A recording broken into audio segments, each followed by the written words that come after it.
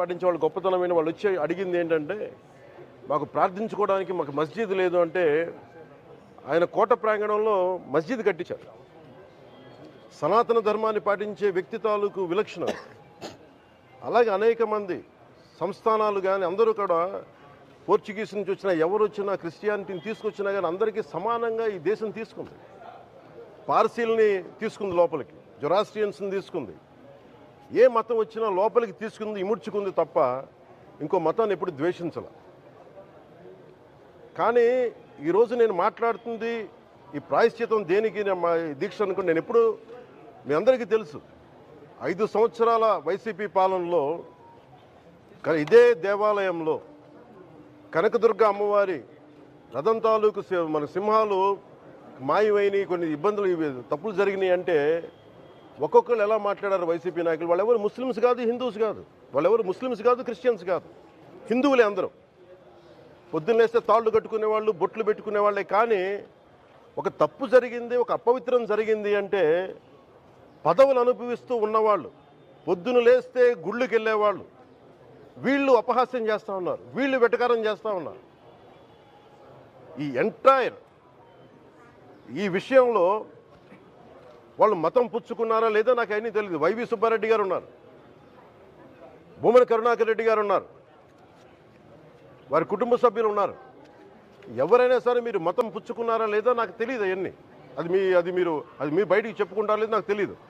నేను అది కూడా మాట్లాడట్లా. కానీ మీరు బాధ్యత తీసుకున్నారు. మీరు హైందవ ధర్మాన్ని కాపాడుతానని మీరు బాధ్యత తీసుకున్నప్పుడు కాపాడాల్సిన అవసరం మీ మీద ఉంది. బోర్డుని మీరు స్థాపించారు, మేము స్థాపించాల. తప్పులు జరిగినాయి. తప్పులు జరిగితే వైఎస్ జగన్ గారు ఏం చెప్పాలి?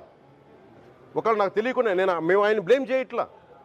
కానీ మీ ఆధ్వర్యంలో జరిగింది, మీరు కాన్స్టిట్యూట్ చేసిన బోర్డు వల్ల జరిగిన తప్పిదాలు ఇవి, మేము ఇవి కనుగొన్నాం. ల్యాబ్ టెస్టులు ఇవన్నీ మేము ఆటలాడతామా? ఇవన్నీ బాధ్యత లేదా? కనుక చాలా బలమైన సనాతన ధర్మాన్ని పాటించేవాడిని.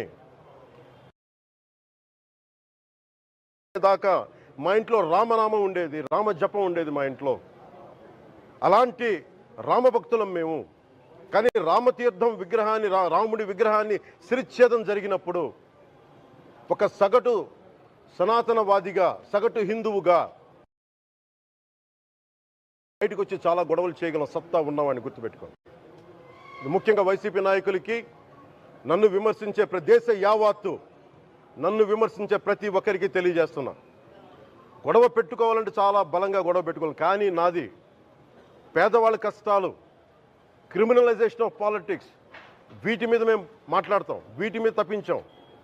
ప్రజలు బాగుండాలి, కాన్స్టిట్యూషన్ వాల్యూస్ని అప్హోల్డ్ చేయాలి, రాజ్యాంగం బాగుండాలి, వీటి కోసం తపన పడేవాళ్ళు. కానీ సెక్యులరిజం పేరు మీద, secularism is not one way, it's 2 way. Secularism అంటే కూర్చోబెట్టి ఒక్క సైడ్ నుంచి వచ్చేది కాదు, అన్ని సైడ్ నుంచి రావాలి. ఇది చాలా ఆవేదన కలిగిస్తుంది. కొన్ని దశాబ్దాలుగా చూస్తున్నారు ప్రతి హిందువు. దీంట్లో మిగతా మతాల ప్రస్తావన కంటే కూడా నేను ఎక్కువ ప్రస్తావన చేస్తుంది హిందూ ధర్మాన్ని పాటించి, వాళ్ళు వ్యక్తిగతంగా పాటించి బయటకు వచ్చేటప్పటికి మీడియా వారి కోసమో లేదంటే ఇంకొంత ఎవరైనా సాటిస్ఫై చేయడం కోసం తెలియదు. కానీ సాటి హిందువులు తోటి హిందువులను తిడతా ఉన్నారు.